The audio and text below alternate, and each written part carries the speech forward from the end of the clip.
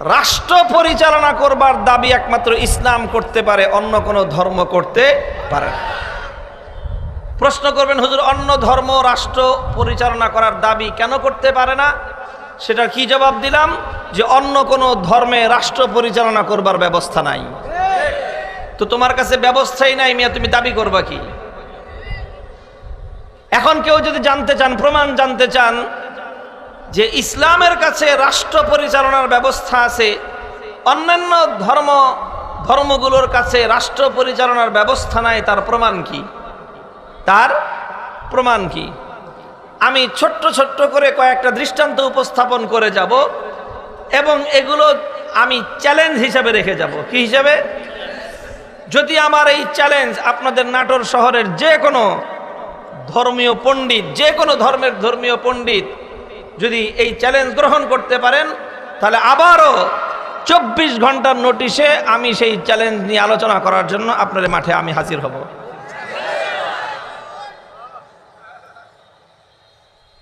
আমি দৃষ্টান্ত একটা একটা করে আনতেছি। আমরা যে কথা বলতেছি রাষ্ট্র এবং রাজনীতি নিয়ে, কথা ঠিক? রাষ্ট্র এবং রাজনীতির একটা গুরুত্বপূর্ণ বিষয় হলো রাষ্ট্রের একজন প্রধান ব্যক্তি থাকবেন। কথা বলেন ঠিক না বেঠিক? রাষ্ট্রের একজন প্রধান ব্যক্তি ছাড়া রাষ্ট্র চলে?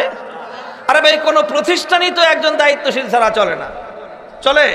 একটা স্কুল চলে, একটা কলেজ চলে, একটা মাদ্রাসা চলে, কোনো কিছুই তো একজন দায়িত্বশীল ছাড়া চলে না। তা রাষ্ট্র একটা বিশাল প্রতিষ্ঠান, এটা একজন দায়িত্বশীল ছাড়া চলবে কেমনে?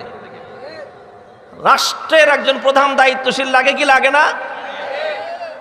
তাকে কখনো রাষ্ট্রপতি বলা হয়, কখনো তাকে বাদশা বলা হয়, কখনো তাকে রাজা বলা হয়। কথা বলেন ঠিক না বেঠিক? এক এক দেশের এক এক পরিভাষা, কিন্তু একটা রাষ্ট্রের তো প্রধান তো লাগবে। কথা ঠিক না? আচ্ছা, এখন একটা রাষ্ট্রের যে প্রধান, সেই প্রধান নির্বাচন করবেন কিভাবে? একটা রাষ্ট্রের প্রধান নিযুক্ত করবার একটা নির্বাচন পদ্ধতি থাকার দরকার আছে না নাই? নির্বাচন পদ্ধতি যদি না থাকে তাহলে রাষ্ট্রপতি নির্বাচন করা যাবে? রাষ্ট্রের প্রধান নির্বাচন করা যাবে? প্রশ্ন হলো, একটা জাতি অথবা একটা রাষ্ট্রের রাষ্ট্রপ্রধান কিভাবে নিযুক্ত হবে? এই প্রশ্নটা আমি রাখলাম। বলেন, রাষ্ট্র এবং রাজনীতির জন্য এই প্রশ্নটা গুরুত্বপূর্ণ প্রশ্ন কিনা? এই প্রশ্নের সমাধান ছাড়া কোনো রাজনীতি চলতে পারে?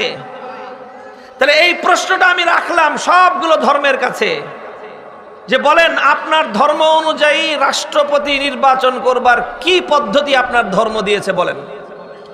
প্রথমে হিন্দু ধর্মাবলম্বীদের ভাইদের কাছে বললাম যে ভাই, আপনাদের তো ধর্মীয় গ্রন্থ আছে, গীতা আছে, আরো অনেক অনেক, গীতার পরে আরো অনেক ধর্মগ্রন্থ আছে।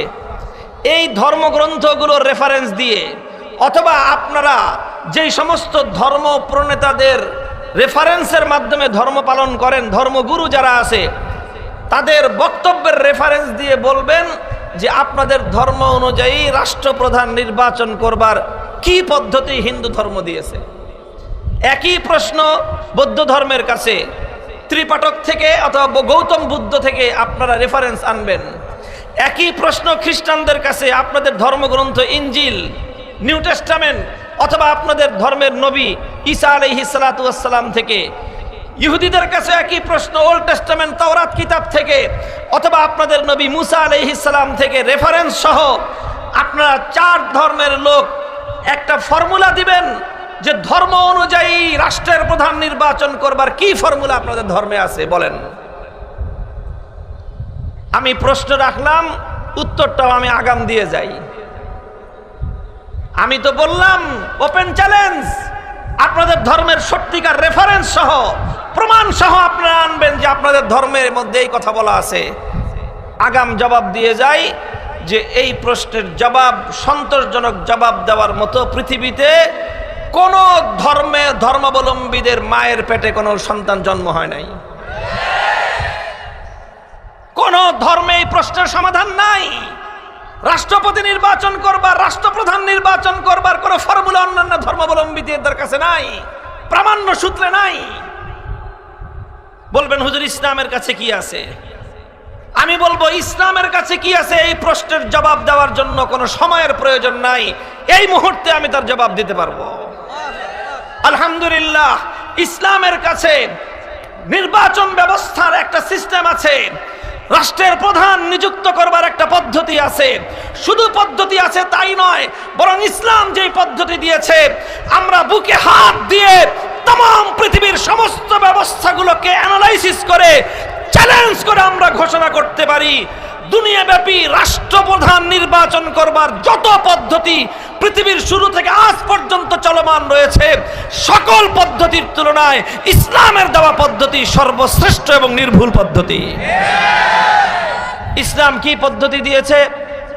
ইসলাম রাষ্ট্রপ্রধান নির্বাচন করবার একটা পদ্ধতি দিয়েছে।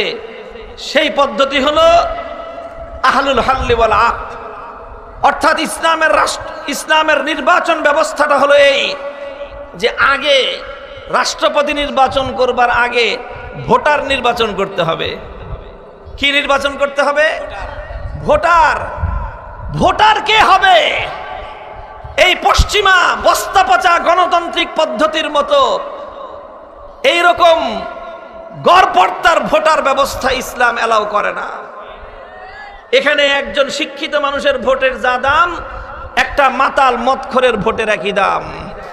এখানে যে একজন পুলিশের দারোগার যেই ভোটের দাম, একটা চোর সন্ত্রাসী সিসকে চোরা তারও ভোটের একই দাম। এখানে একজন মানুষ 5 টাকার ঘুষ খেয়ে, 5 টাকার চা খেয়ে, 10 টাকার বিড়ি খেয়ে যে ভোট বিক্রি করে তার ভোটের যেই দাম, আর আরেকজন মানুষ উচ্চ শিক্ষিত এবং অনেক বেশি বুঝমান হায়ার এডুকেটেড তারও ভোটের একই দাম। এই সব মাথা এক পাল্লায় মাপার এই গড়পড়তা জগা খিচুড়ি মার্কা কোনো ব্যবস্থা ইসলাম এলাও করে না। ইসলাম কি বলে? ইসলাম বলে রাষ্ট্রপ্রধান নির্বাচন করার ক্ষেত্রে ভোট দিতে পারবে কারা, আগে সেই ভোটার নির্বাচন করো। সেই ভোটার কিসের ভিত্তিতে নির্বাচিত হবে? সেই ভোটার নির্বাচিত হবে 2টা বৈশিষ্ট্যের ভিত্তিতে। কয়টা? 2টা বৈশিষ্ট্য।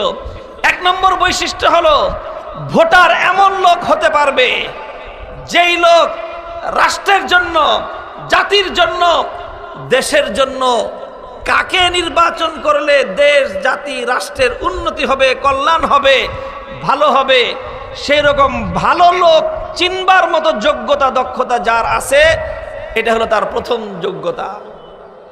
2য় নম্বর যোগ্যতা হলো এমন লোক ভোটার হতে পারবে যেই লোকের মধ্যে আমানতদারি আছে, যেই লোক ভোটের রাতে, ভোটের আগের রাতে 5,000 টাকা ঘুষ খেয়ে ভোট বিক্রি করবে না, যেই লোক সামান্য নিজের একটা সামান্য স্বার্থের কারণে, নিজের গোষ্ঠীর স্বার্থের কারণে, নিজের দলের স্বার্থের কারণে, নিজের এলাকার স্বার্থের কারণে, নিজের পরিবারের স্বার্থের কারণে, নিজের ধান্দাবাজির স্বার্থের কারণে নিজের ভোট যোগ্য ব্যক্তিকে রেখে অযোগ্য ব্যক্তিকে দিয়ে আমানতের খেয়ানত করবে না, এমন ব্যক্তি কেবলমাত্র ভোটার হতে পারে।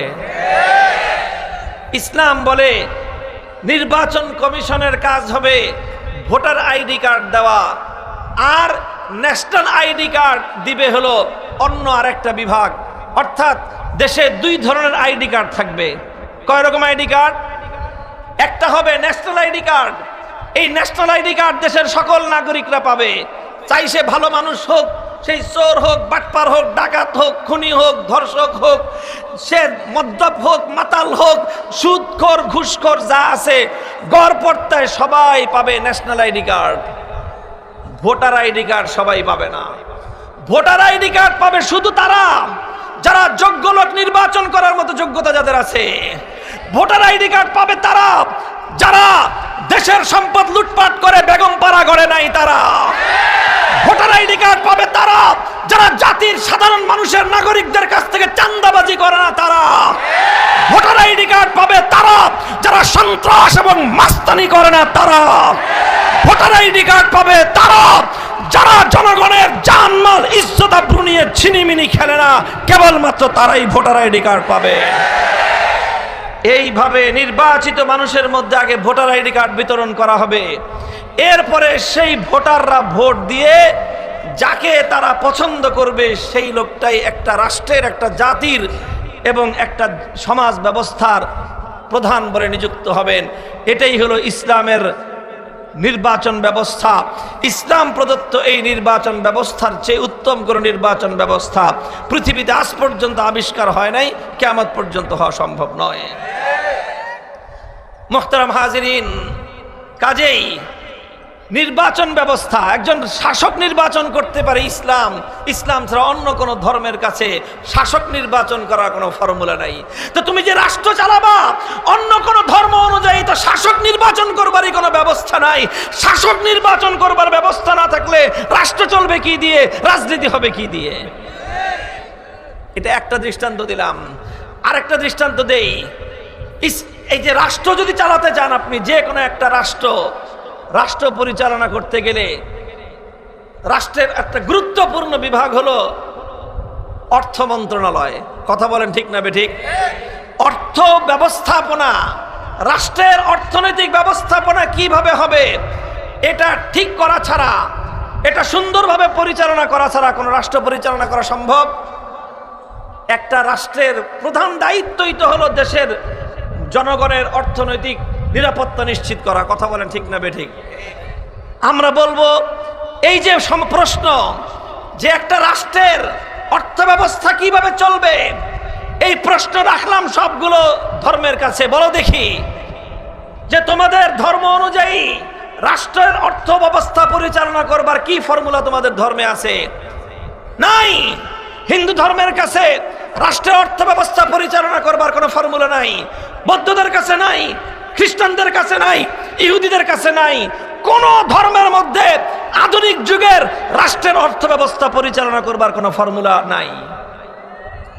আলহামদুলিল্লাহ, ইসলামের কাছে আপনি প্রশ্ন করেন, ইসলাম আপনার প্রশ্ন করার আগেই আপনাকে জবাব দিয়ে দিবে।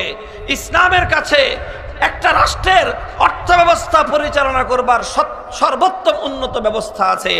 আমরা ইসলামের কোরআন সুন্নাহর আলোকে একটা রাষ্ট্রের জাতীয় বাজেট আমরা 24 ঘন্টার মধ্যে প্রণয়ন করে দিতে পারবো। রাষ্ট্রের রেভিনিউ কালেকশন হবে কোন কোন খাত থেকে, কোন কোন খাত থেকে রাষ্ট্রের আয় হবে, কোন কোন খাতে রাষ্ট্রের ব্যয় হবে, কিভাবে একটা রাষ্ট্রের নাগরিকদের উপর কর ধার্য করা যাবে, কতটুকু কর ধার্য করলে ইনসাফ হবে, কতটুকু কর ধার্য করলে জুলুম হবে, অন্যায় হবে, কিভাবে রাষ্ট্রের অর্থনৈতিক ব্যবস্থা হবে, তার পূর্ণাঙ্গ রূপরেখা আলহামদুলিল্লাহ কোরআন সুন্নাহর আলোকে আমরা জাতির সামনে উপস্থাপন করতে প্রস্তুত। আরেকটা দৃষ্টান্ত দেই। আপনারা জানেন যে আজকের আধুনিক যুগ, এই আধুনিক যুগে যে কোনো অর্থনৈতিক কার্যক্রম পরিচালনা করবার জন্য ব্যাংকিং ব্যবস্থার প্রয়োজন আছে না নাই? বলেন তো, ব্যাংকিং ব্যবস্থা ছাড়া আজকের দুনিয়ার কোন অর্থনৈতিক কার্যক্রম চলে? কোন একটা স্কুল আছে যে স্কুল ব্যাংক ছাড়া চলবে? ব্যাংকে অ্যাকাউন্ট নাই এমন কোন স্কুল দেখাতে পারবেন? কলেজ দেখাতে পারবেন? আরে স্কুল কলেজ তো দূরের কথা, এমন কোন মাদ্রাসা আছে নাকি যে মাদ্রাসার কোনো ব্যাংকের ব্যালেন্স অ্যাকাউন্ট নাই? আছে? কোন একটা ব্যবসা প্রতিষ্ঠান আছে যে ব্যাংকের অ্যাকাউন্ট নাই? ব্যাংকিং ব্যবস্থা ছাড়া আজকের 21শ শতাব্দীতে মানুষের অর্থনৈতিক কার্যক্রম পরিচালনা করা সম্ভব? বৈদেশিক বাণিজ্য আমদানি রপ্তানি করা সম্ভব? আপনি যে কোনো কার্যক্রম পরিচালনা করতে যান ব্যাংকিং চ্যানেলের দরকার আছে না নাই? আচ্ছা, ব্যাংকিং চ্যানেল আজকের 21শ শতাব্দীর সারা দুনিয়ার মানুষের অর্থনৈতিক কার্যক্রম পরিচালনা করবার একটা অপরিহার্য অনুষঙ্গে পরিণত হয়েছে। আমি ব্যাংকিং সেক্টরটাকে ফর এক্সাম্পল দৃষ্টান্ত হিসেবে সামনে এনে আমি প্রশ্ন করি, হিন্দু, বৌদ্ধ, ইহুদি, খ্রিস্টান ধর্মাবলম্বী ভাইয়েরা, তোমরা বলো দেখি তোমাদের ধর্মের আলোকে, তোমাদের গীতা, তোমাদের ত্রিপাঠক, তোমাদের তাওরাত, ইনজিল, তোমাদের নবী মুসা, ঈসা আলাইহিস সালাম, তোমাদের ধর্ম প্রণেতা গৌতম সহ তোমাদের যত ধর্ম প্রণেতা আছে তাদের সকলের বক্তব্য এবং ধর্মীয় রেফারেন্সের আলোকে একটা ব্যাংক আমাদেরকে বানায় দেখাও যে ব্যাংকটা হিন্দু ধর্মের রীতি অনুযায়ী চলবে। ভারতের মতো প্রায় 150 কোটি মানুষের পপুলেশনের কান্ট্রি হলো ভারত, যার মধ্যে 100 কোটির উপরে পপুলেশন হলো হিন্দু। এত বিশাল রাজত্ব, এত বিশাল সাম্রাজ্য, সারা পৃথিবীর বিশাল ইকোনমি তাদের হাতে, এত কিছু। নরেন্দ্র মোদী হিন্দুত্ববাদ কায়েম করার মাধ্যমে সেখানে মুসলমানদের জন্য গোটা ভারতবর্ষকে সংকুচিত করে ফেলেছে। এত কিছু করতে পারো, একটা হিন্দু ব্যাংক বানায় দেখা। চায়নার কাছে এত কিছু, প্রায় 150 কোটি জনগণ চায়নার কাছে। সারা দুনিয়ার সেকেন্ড লার্জেস্ট অর্থনীতি হলো চায়নার। এই চায়নার কাছে জিজ্ঞাসা করেন যে তোমার কাছে তো সারা দুনিয়ার সমস্ত অর্থ ব্যবস্থা আছে, তোমাদের দেশের প্রধান ধর্ম হলো বৌদ্ধ ধর্ম। এই যে আমাদের পার্শ্ববর্তী মায়ানমারে আমাদের রোহিঙ্গা মুসলমানদেরকে যে প্রতিদিন খালি মারামারি করে, খুনাখুনি করে, আমাদের রোহিঙ্গা মুসলমানদেরকে যুগের পর যুগ, শতাব্দীর পর শতাব্দী ধরে তাদেরকে উৎখাত করে দিয়ে সেই রাখাইনকে, সেই মায়ানমারকে, মুসলমানদের আরাকানকে যে তোমরা দখল করার চেষ্টা করতেছো ইসলামকে নির্মূল করার জন্য। ইসলামকে নির্মূল করার জন্য আমাদেরকে হত্যা করার দরকার নাই, মারামারির দরকার নাই। তোরা একটা বৌদ্ধ ব্যাংক বানায় দেখা যে তোমাদের ধর্ম অনুযায়ী একটা ব্যাংক চালাইতে পারবা। আসো দেখাও তোমরা। খ্রিস্টানদেরকে বলবো গোটা ইউরোপ তোমাদের হাতে, আমেরিকা তোমাদের হাতে, সারা পৃথিবীর টোটাল সম্পদের 3 ভাগের 2 ভাগ তোমাদের হাতে, পৃথিবীর সমস্ত ধনী রাষ্ট্রগুলো তোমাদের, সব তোমাদের। দেখাও গোটা ইউরোপ জুড়ে একটা ব্যাংক প্রতিষ্ঠা করে দেখাও, যেই ব্যাংকটার নাম হবে খ্রিস্টান ব্যাংক, এবং যেই ব্যাংকটা খ্রিস্টান ধর্মের রীতি খ্রিস্টান ধর্মের নিয়ম নীতি অনুযায়ী চলবে। এরকম একটা ব্যাংক বানায় দেখাও। ইহুদিদেরকে আর বলবো কি, ওদের রাষ্ট্রই আছে একটা। তোমাদেরকে আর বলবো কি, মুসলমানদের রক্তে প্রতি রাত প্রতিদিন তোমাদের হাত রঞ্জিত হয়। তোমরা মনে করেছো যে মুজাহিদদেরকে হত্যা করে শহীদ করে ইসলামকে নির্মূল করে দিবা। বোকার দল, তোমরা জানো না যেখানে মুসলমান শহীদ হয় সেখানে ইসলাম মরে না। প্রতি ফোঁটা শহীদের রক্ত থেকে নতুন মুজাহিদের জন্ম হয়।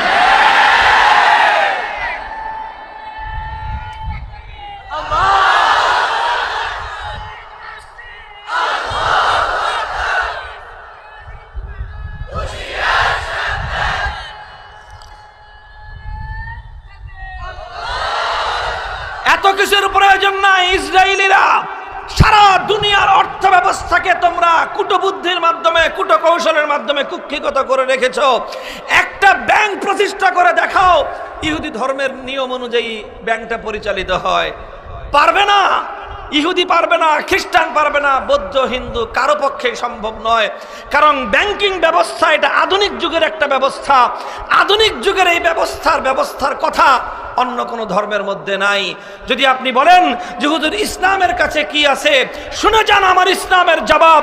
ইসলাম এই ব্যাংকিং ব্যবস্থা সম্পর্কে বিশ্বকে কি জবাব দিবে, কি প্রতি উত্তর দিবে, সেই জবাব দেওয়ার জন্য 2025 সাল পর্যন্ত আমাদের অপেক্ষা করতে হয়নি, বরং আজ থেকে প্রায় 75 বছর আগে, 65 বছর আগে 1960-এর দশকে সারা দুনিয়ার সামনে কোরআন সুন্নাহ ভিত্তিক, শরিয়া ভিত্তিক ইসলামী ব্যাংকিং ব্যবস্থা, এটা শুধুমাত্র আজকে থিওরি নয়, বরং সারা দুনিয়ার জাতি ধর্ম বর্ণ নির্বিশেষে 700 কোটি মানুষের অর্থনৈতিক নিরাপত্তা দেওয়ার দায়িত্ব ইসলামী ব্যাংকিংগুলো গ্রহণ করে রেখেছে।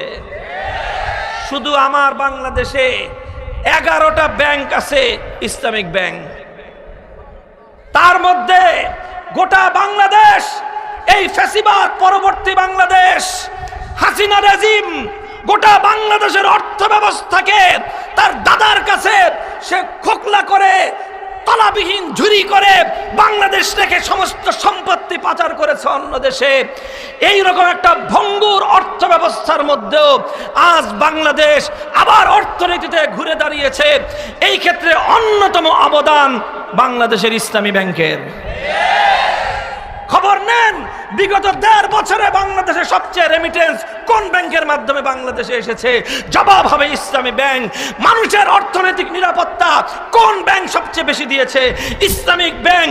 এই ইসলামী ব্যাংক শুধু মুসলমানদের অ্যাকাউন্ট খোলে না, ইসলামী ব্যাংক শুধু মুসলমানদের কাছে বিনিয়োগ করে না, ইসলামী ব্যাংকে অ্যাকাউন্ট খুলে হিন্দুরা উপকৃত হচ্ছে, ইসলামী ব্যাংকে অ্যাকাউন্ট খুলে বৌদ্ধ খ্রিস্টানরা উপকৃত হচ্ছে, ইসলামী ব্যাংক থেকে লোন নিয়ে হিন্দু বৌদ্ধ খ্রিস্টান প্রত্যেকেই তাদের ব্যবসা বাণিজ্যকে সমৃদ্ধ করার সুযোগ পাচ্ছে। তার অর্থ কি? কি বুঝাইতে চাইলাম?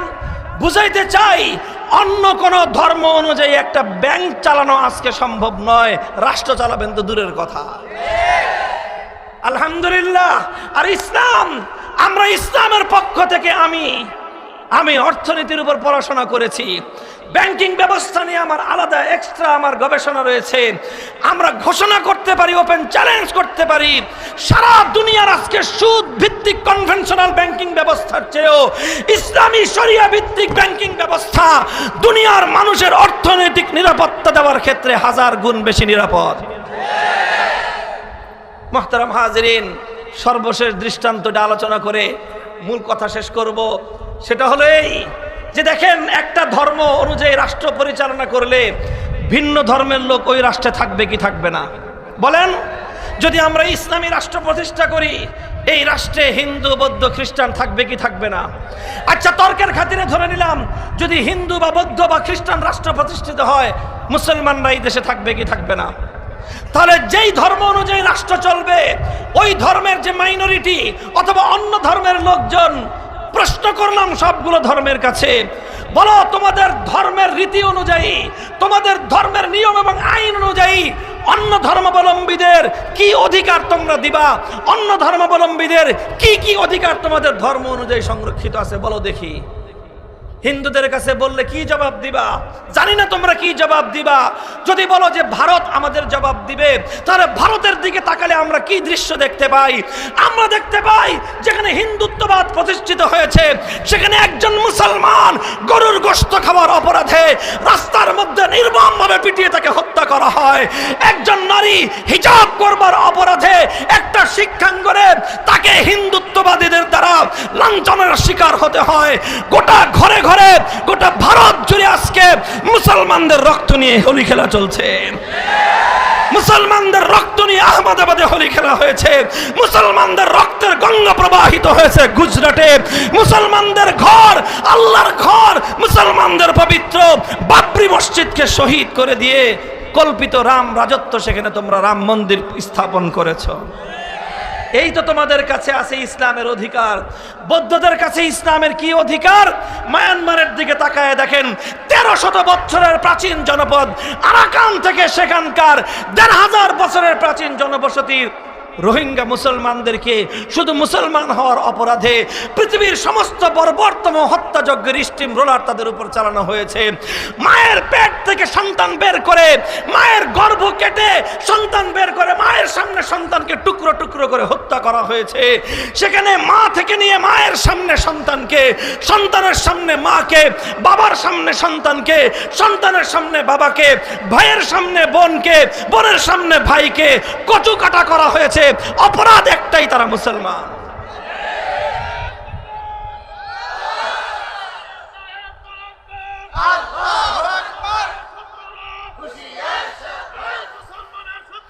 মুহতারাম হাজিরিন, পশ্চিমা বিশ্বের দিকে তাকিয়ে দেখুন, উন্নত বিশ্ব ফ্রান্স, বিভিন্ন দেশ, সেই সমস্ত দেশে মুসলমানরা ইসলাম গ্রহণ করে সেখানে না সুন্দর মতো আজান দিয়ে নামাজ পড়তে পারে।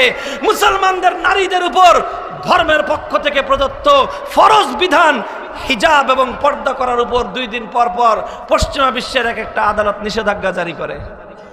অর্থাৎ ওই দেশে থেকে আপনি ইসলাম পালন করতে পারবেন না। খ্রিস্টানদের কাছে ইসলাম নিরাপদ নয়, বৌদ্ধদের কাছে মুসলমান নিরাপদ নয়, হিন্দুদের কাছে ইসলাম এবং মুসলমান নিরাপদ নয়। প্রশ্ন করতে পারেন, তাহলে মুসলমানদের দেশে হিন্দু, বৌদ্ধ, খ্রিস্টানদের কি হবে? ও দুনিয়ার মুসলমান, কান খাড়া করে শুনে রাখো, ইসলাম বলেছে, ইসলামের পক্ষ থেকে আল্লাহর পয়গম্বর নিজে ঘোষণা করেছেন, আল্লাহর কোরআন তার সাক্ষ্য হয়ে আজও পর্যন্ত পৃথিবীতে বিদ্যমান। আল্লাহর পয়গম্বরের নীতির আলোকে ইসলামের মূল নীতি হলো লাহুম মা লানা ওয়া আলাইহিম মা আলাইনা, আল খিনজির লাহুম কাশাতি লানা ওয়াল খামার লাহুম কাল খাল্লি লানা। একজন মুসলমান যেইভাবে জুস পান করবার অধিকার রাখে, একটা মুসলিম রাষ্ট্রের মধ্যে অনুমতি নিয়ে একজন অমুসলিম নাগরিক মদ্যপান করবার সেই রকম অধিকার রাখে।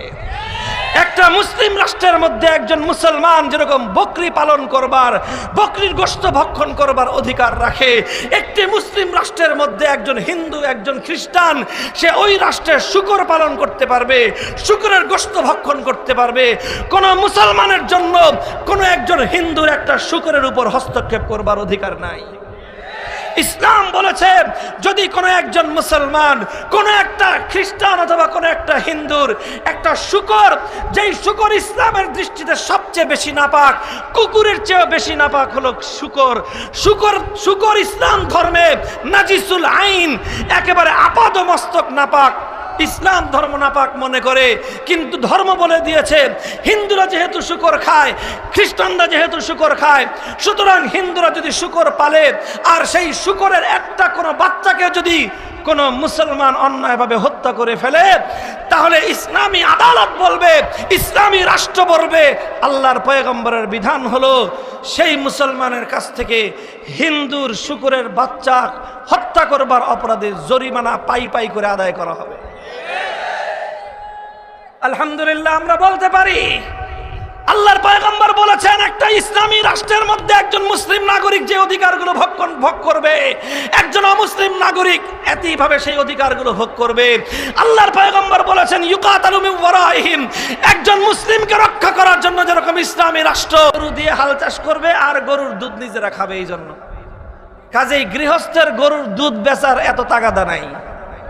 এই জন্য গৃহস্থর গরুর যেই বাছুর হয়, এই বাছুর পর্যাপ্ত পরিমাণ দুধ পায়, কারণ গৃহস্থ তো এই দুধ বেচে না, ওই বাছুর খায় আর নিজেরা কিছু খায়।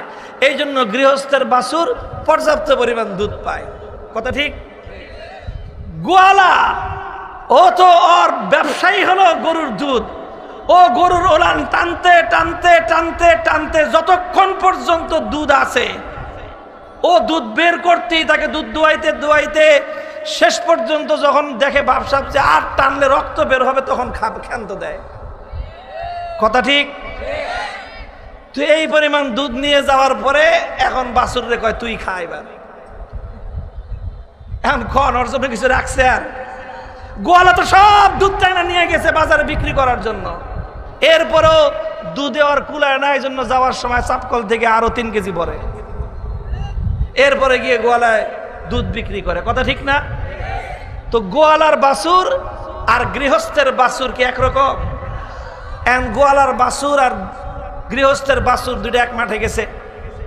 এক মাঠে গিয়ে দুই বাছুর গল্প করতেছে, গল্প করতে করতে বলে যে আয় আমরা দুইটা একজন প্রতিযোগিতা দেই, কম্পিটিশন করি। কি করি? কম্পিটিশন করি। এখন প্রথমে গোয়ালার বাছুর জিজ্ঞাসা করে কি কম্পিটিশন করব বলতো? তো গৃহস্থের বাছুর কয় আরে কম্পিটিশন কি, আমরা হলাম পোলাপান, বাছুর মানেই তো পোলাপান, ছোট, আয় আমরা দৌড় দেই, এই যে এই মাঠের এই মাথা থেকে ওই মাথা পর্যন্ত কে আগে দৌড়ে যেতে পারে দৌড় দেই। এখন গৃহস্থের বাছুর তো দুধ খেয়ে মোটা তাজা নাদুস নুদুস, ওর তো সারাদিন তিরিং বিরিং লাফালাফি করতে ভাল লাগে। সকালে দুধ খায়, দুপুরে দুধ খায়, বিকালে দুধ খায়, দুধ খেয়ে খেয়ে শরীর ওর সতেজ, ও খালি দৌড়াইতে চায়। এখন গোয়ালার বাছুর চিন্তা করে ওর সাথে দৌড়ে থাক পাবো না, এখন ও তো 3 বেলা 3 কেজি দুধ খায়, আর আমার তো সারাদিন সারা মাস মিলেও 1 কেজি দুধ আমার কপালে জুটে না, আমার গোয়ালা তো সব দুধ বিচ্ছে ফেলায়। ও চিন্তা করে দৌড়ে তোর সাথে পারা যাবে না, তো কি করবে? কয় না না না, এই খামাখা এত রোদ্রের মধ্যে, এই ঠাট্টা রোদ, এই রোদ্রের মধ্যে দৌড়ে নাকি খামাখা? কয় তাহলে কি কম্পিটিশন করবি? কম্পিটিশন করবো, তুই এখানে বয় আমি এখানে বই, বৈশা বৈশা খেয়ে বেশি নাচ নাড়াইতে পারে দেখি। বুঝেন না এই কথা? গোয়ালার বাছুর কয় আয় নেজ নাড়াই, নেজ নাড়ানোর কম্পিটিশন করি। কেন নেজ নাড়াইতে চায়? উদ্দেশ্যটা কি গোয়ালার বাছুরের? উদ্দেশ্য হলো যে ওর গায়ে তো গতরে তো শক্তি নাই, দৌড়ায় পারবে না। কথা বলেন ঠিক না বেঠিক? এই জন্য যখন আন্তধর্মীয় সংলাপে আসেন, আন্তধর্মীয় কম্পিটিশনের প্রশ্ন আসে, আমরা প্রশ্নে বলি আসো, সব ধর্মাবলম্বীদেরকে সসম্মানে আমরা ডাকলাম, আসো তোমাদের ধর্মের পক্ষ থেকে আনো রাষ্ট্র ব্যবস্থা পরিচালনা ফর্মুলা নিয়ে আসো। আমরা আজকে কম্পেয়ার করব, যেই ধর্মের ব্যবস্থাটা কম্পেয়ারে তুলনামূলকভাবে সর্বোচ্চ বিবেচিত হবে, সেই ধর্মের ফর্মুলা অনুযায়ী আমরা রাষ্ট্র চালাবো। এখন যখনই এই কম্পিটিশন হবে যে ধর্ম অনুযায়ী রাষ্ট্র পরিচালনার ক্ষেত্রে কোন ধর্ম সর্বোত্তম ব্যবস্থা দিতে পারে, ইসলামের বাছুর লাভ দিয়া বলবে যে হ্যাঁ আমি রেডি। কারণ তো সকাল সন্ধ্যা দুধ খায়। ওরে তো গোয়ালার গৃহস্থের বাছুর তো সকাল সন্ধ্যা দুধ খায়, ওর শরীর তো সতেজ। ইসলাম তো সংরক্ষিত, ইসলামের কাছে আল্লাহর কোরআন আছে সংরক্ষিত, ইসলামের কাছে আল্লাহর পয়গম্বরের হাদিস আছে সংরক্ষিত, ইসলামের কাছে 1400 বছরের মুসলমানদের পবিত্র ইসলামী জীবন দর্শন রাজনৈতিক ব্যবস্থার সুসংরক্ষিত ব্যবস্থা আছে। এই জন্য ইসলাম অন্য সব ধর্মাবলম্বীদেরকে বলে, আসো আমরা প্রত্যেক ধর্ম যার যার ধর্ম অনুযায়ী রাষ্ট্র পরিচালনার একটা ফর্মুলা জমা দেই, ওই ফর্মুলার মধ্যে যেটা শ্রেষ্ঠ হবে সেই ফর্মুলা অনুযায়ী রাষ্ট্র পরিচালিত হবে। অন্য ধর্মগুলো হলো সব গোয়ালার বাছুর, কারণ কোন ধর্মের কাছে তাদের ধর্মগ্রন্থ সংরক্ষিত নাই। This is my challenge. আমরা চোখে আঙ্গুল দিয়ে দেখাই দিতে পারবো প্রত্যেকটা ধর্মের ধর্মীয় গ্রন্থের মধ্যে কি কি পরিবর্তন এবং কি কি বিকৃতি হয়েছে। কাজে অন্য ধর্মগুলোর কাছে রাষ্ট্র পরিচালনার ফর্মুলা যেহেতু নাই, ওরা এখন আমাদেরকে আইসা বলে যে ভাই দরকার কি এগুলা করার, আসেন লেজ নাড়াই। কি লেজ নাড়াইবা ভাই? আসেন আমরা সবাই ধর্মনিরপেক্ষ হয়ে যাই। এই বদমাইশ, ধর্মনিরপেক্ষ মুসলমান হবে কেন? ধর্মনিরপেক্ষ হিন্দু হতে পারে, ধর্মনিরপেক্ষ বৌদ্ধ হতে পারে, ধর্মনিরপেক্ষ খ্রিস্টান হতে পারে, ধর্মনিরপেক্ষ ইহুদি হতে পারে, কারণ ওই সকল ধর্মগুলোর কাছে আধুনিক যুগের রাষ্ট্র ব্যবস্থা পরিচালনার ব্যবস্থা নাই, আধুনিক যুগের রাজনীতির বিধান নাই, আধুনিক যুগের ব্যাংকিং ব্যবস্থা নাই, আধুনিক যুগের রাষ্ট্রীয় বাজেট প্রণয়ন করার কোনো সামর্থ্য তাদের কাছে নাই। এই জন্য ওই ধর্মগুলো তারা যেহেতু রাজনৈতিক বন্দোবস্ত দিতে অক্ষম, এই জন্য ওরা ন্যাস নাড়ানোর কথা বলবে। মুসলমানের কাছে কোরআন আছে, মুসলমানের কাছে নবীর আদর্শ আছে, মুসলমানদের কাছে সর্বশ্রেষ্ঠ রাজনৈতিক বন্দোবস্ত আছে, মুসলমানদের কাছে আল্লাহর দেওয়া জীবন ব্যবস্থা, আল্লাহর দেওয়া রাষ্ট্র ব্যবস্থা আছে। মুসলমান কোনদিন ধর্মনিরপেক্ষতার মতো লেজ নাড়ানোর প্রতিযোগিতায় নামবে না।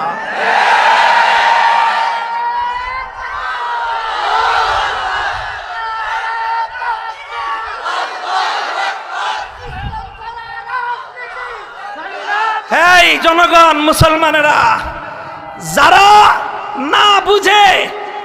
না বুঝে সেকুলারিজমের পক্ষে কথা বলেন, আপনি ইসলাম সম্পর্কে জানেন না, এটা আপনার মূর্খতা। আপনার মূর্খতা। যারা জানে, যারা ইসলাম সম্পর্কে জ্ঞানী, তাদের উপর মূর্খতা চাপায় দেওয়ার চেষ্টা করবেন না। আপনাদেরকে বলে দেই, এই নেজনারেন্না সেকুলারদের কথার ধোকায় পড়বেন না। যারা ইসলামী রাজনীতি করে না সব নেজনারানো গোয়ালার বাছুরের দল। এদেরকে দেখলেই বলবেন যে ভাই আর কতদিন লেজ নাড়াইবেন? কথা পরিষ্কার। যারা সেকুলারিজমের রাজনীতি করে, যারা ধর্মহীন রাজনীতি করে, রাজনীতি থেকে যারা ধর্মকে মাইনাস করে, ওদেরকে দেখলেই বলবেন যে ভাই লেজ নাড়ানোর দিন শেষ, ইসলামের বাংলাদেশ।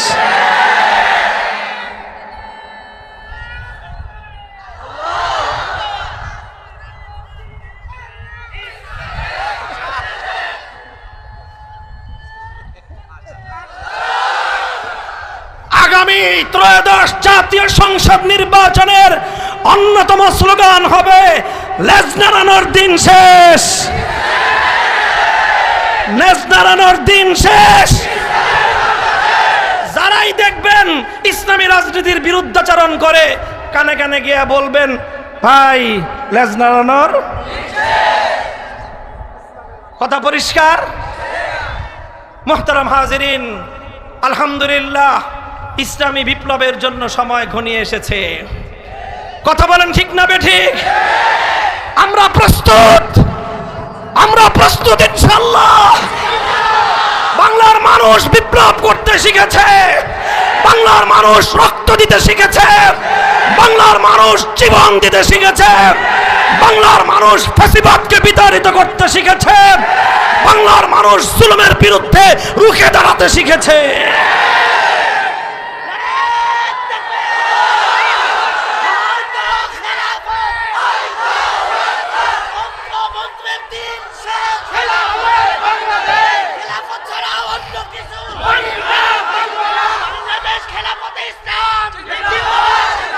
মুহতারাম হাজিরিন, কথা পরিষ্কার ভাই, বিপ্লবের জন্য বড় রাজনৈতিক দল লাগে না, বিপ্লবের জন্য বড় নেতার প্রয়োজন হয় না। 2024-এর জুলাই বিপ্লবে বড় রাজনৈতিক দলের নেতৃত্বের দরকার হয় নাই, জুলাই বিপ্লবে বড় নেতার প্রয়োজন হয় নাই। ছাত্র জনতা ভারতীয় আধিপত্যবাদের কেনা গোলাম শেখ হাসিনাকে বাংলার মাটি থেকে ঝাঁটাপেটা করে বিদায় করেছে। জুলাই বিপ্লব ছিল ইসলামী বিপ্লবের পূর্বাভাস, জুলাই বিপ্লব ছিল ইসলামী বিপ্লবের পূর্বাভাস। হে নাটোরের জনগণ, আমরা বলে যাই, আমরা অনেক বাংলাদেশ দেখেছি, আমরা সোনার বাংলাদেশ দেখেছি, নতুন বাংলাদেশ দেখেছি, সবুজ বাংলাদেশ দেখেছি, ডিজিটাল বাংলাদেশ দেখেছি। আরেকটা বাংলাদেশ আমরা দেখতে চাই, সেটা হলো ইসলামের বাংলাদেশ, সেটা হলো খেলাফতের বাংলাদেশ। আল্লাহ প্রদত্ত রাজনৈতিক ব্যবস্থার নামই হলো খেলাফত ব্যবস্থা।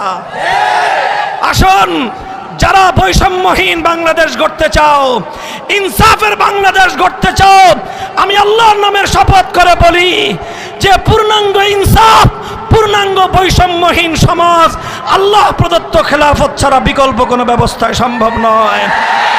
কাজে আসো, হে তরুণ, হে যুবক, হে নারী, হে পুরুষ, হে মুসলিম, হে হিন্দু, বৌদ্ধ, খ্রিস্টান, ধর্ম বর্ণ নির্বিশেষে প্রতিটি মানুষের জন্য আমাদের একই স্লোগান, ধর্ম বর্ণ ভিন্ন মত, ধর্ম বর্ণ ভিন্ন মত।